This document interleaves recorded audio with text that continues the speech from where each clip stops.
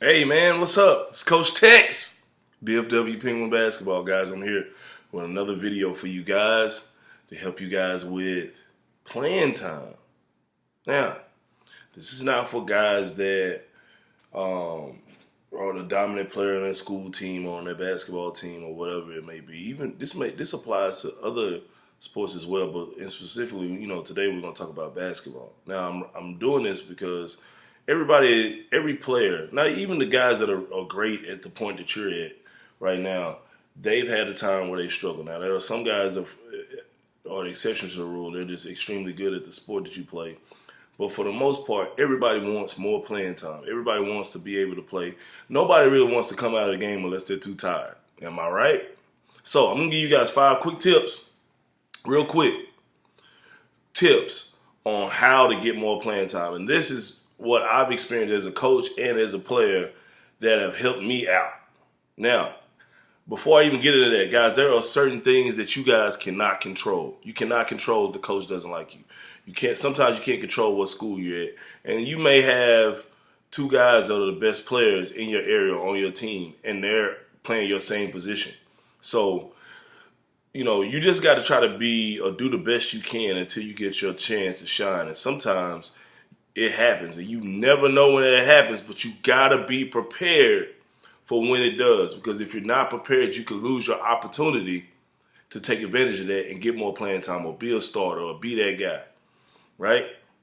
I was watching, I got the inspiration from this from watching a video about Gilbert Arenas. He has his own podcast by himself, not the Out of Bounds stuff with Complex, I think, but he has his own thing. And he was just talking about how he wasn't good when he was younger. And he was talking about all these different situations, from him not being a good guy, a good player on the team, to him getting better, people recognizing him, but he lived in a bougie part of town or the richy part of town, and he wasn't respected by guys that lived in an urban area that played the same sport. He didn't play on a super AAU team, sponsored team, until later on. And him getting recruited, he barely got recruited, and he went to Arizona, and people were telling him he wasn't going to play. And then he ended up being a starter, and then he ended up getting drafted, and he got drafted, didn't play, and then somebody got hurt. But the one thing that he said all the time was he kept working. He kept his confidence up, even though he had guys in front of him. And he was prepared when he got his time. And when he got his time, it turned into him probably making at the time, or getting two of the biggest contracts in NBA history at the time. So I'm going to start off with this. The number one thing to help you guys get more playing time is be solid in practice and games. What I mean by be solid is make layups, do what's supposed to be right, make the easy plays, the smart plays, instead of the flashy or cool-looking plays. What I mean by that is we're going through drills, don't smoke layups, don't miss wide open shots. You're scrimmaging, you're wide open for a shot, knock those shots down. Plays that you're supposed to make. Somebody cuts to the basket. Coaches love that. They'll rather take a guy that's solid consistently and make small plays rather than a guy that's risky. He makes a bunch of cool moves, but you don't know if you're going to get an air ball or if he's going to score 30. You know what I mean? So being solid, come to practice early. Okay? If practice starts at 3 o'clock, don't show up at 2:55. Like, coaches pay attention to that. Okay? To me, if I got a guy that's a solid guy, okay, and I have another kid that barely shows up and he doesn't go through the drills correctly, he may be way better than you, but he doesn't go through the drills correctly. He shows up 5 minutes late, or he's barely there on time. It seems like he doesn't really value his spot on the team. When the time comes and this kid does something wrong and you're the solid guy, and I got to make a decision, I'm going to play this guy that's not solid or you, I'm going to go with the solid guy if I'm a smart coach. Okay? Another thing a lot of kids don't realize is knowing the plays and schemes that your coach is trying to run, and knowing them like almost as good as the coach does. Okay? Guys, a coach will take at the high school, middle school, even sometimes college level, they will take a guy that knows stuff and is less talented than another player, than a guy that's a little bit more talented, and I can't rely on him late in the game to remember outside out of bounds play, or our schemes or know where to go on our press and things like that or what we're trying to do. Okay? Because late in the game, I'd rather play a guy that at least, he might not give me 20 points a game, but late in the game, if he knows how to take the ball out well and make a decision good, better than this other guy, I got to go with him if I'm making the decision on who, depending on the situation. So you being solid and knowing the plays and knowing what's going on just as well as the coach will always work in your benefit. Okay? Another very important thing is knowing what you're good at and doing that well. If I'm a shooter, just like we talked about in one of my other videos, if I'm a shooter, I'm going to be a shooter. I'm not going to try to be some post-up guy, or I'm not going to try to turn into Steph Curry or James Harden or something and try to score 40 points at practice. Or I get in for 8 minutes in the game and I try to score 40 points in 8 minutes. No, like, do what you're good. If you're a spot-up shooter, be a spot-up shooter. If you're a good ball handler and passer, do that and do that well and know your identity. And then, you know, as you're getting that, you get your playing time, you know your role. Your coach says, okay, well, I need some ball handling late in the game. We're going to put 4 guards out there in one post, okay? And there might be 2 other guys that are better than you at scoring or better at you at, I don't know, whatever it may be. But if you're a shooter or if you're a ball handler, a shooter and a ball handler, I can put you in the game late in the game. You're going to make free throws and you're going to take care of the ball. So those are very important. Like, know your role, know what you're good at, and stay within that realm until you get the confidence to do other stuff and be efficient doing that. Okay? Another very important thing. You guys may think coaches don't see this stuff. Being supportive on the bench. Being attentive in huddles. Paying attention to what's going on in huddles. I don't know how many times that even as a player that I come off on the sideline or coach calls a timeout and I haven't played or I don't expect to play. It's 3 minutes left or something like that. And the coach draws up a play, and there are guys sitting on the bench. And just all of a sudden, it's like, hey, remember, get in the game. I'm like, oh, shh. I didn't see what the play was.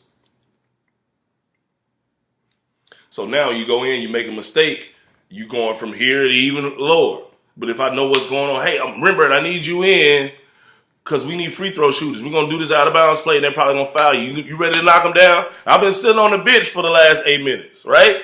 Or I have a player I know can make free throws. He might be the best free throw shooter on the team. But at this time, he can't really compete. But in this 1 second or this one certain situation in the game, I can put him in. I know he's going to make the free throws.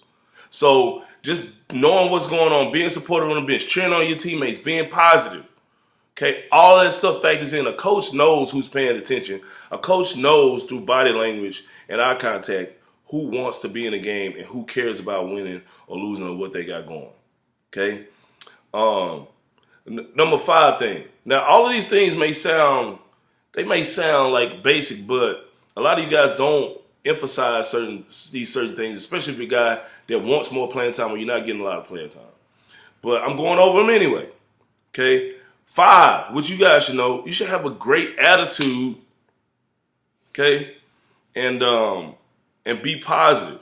Stay out of trouble. Keep your grades up. Don't be a class clown and stuff if you're in school. Because I'm telling you, these coaches, even though they know this stuff goes on, they hate to hear that, oh, okay, well, you know, Tex got a detention for playing around with his teammate in class. It's like, I know you guys play around. You teammates, you know, if I'm the coach, you're teammates. But, man, if you know this teacher is a stickler for you guys and doesn't like athletes, so it's going to give you a hard time, like, stay out of trouble. Now, I, as a coach, even though I may not want to, now I have to discipline you. So if you're one of those guys that's always getting in trouble and you're on the fence or you're not really getting a lot of playing time, why would I play you? If I always had to discipline you for stuff outside of practice, or I always had to discipline you at practice for not running hard or talking on the sidelines or playing around and not paying attention, we're going over plays, then I pull you out to go over the plays to demonstrate or go over the play, and you don't know it. So you're setting yourself back right there. And that all goes back to number 1, just being solid, paying attention and stuff. Staying out of trouble, keeping your grades up. If you're always failing, you might be the best player on the team, but if your grades are always borderline and you're not trying to go to tutoring and all that stuff, a coach at some point is going to be like, you know what, like I'd rather just play the backup guy than you. Because at least I know the backup guy is what? Solid. Okay. The sixth thing I'm gonna give you, which is really important too. I mean, every kid doesn't have charisma. Every coach doesn't have charisma. But if you're a likable kid, the coach is going either it may be the head coach, the assistant coach, whatever. They're going to try. If you're doing these 5 things that I told you, they're going to try to get you in there. They're going to try to give you a chance.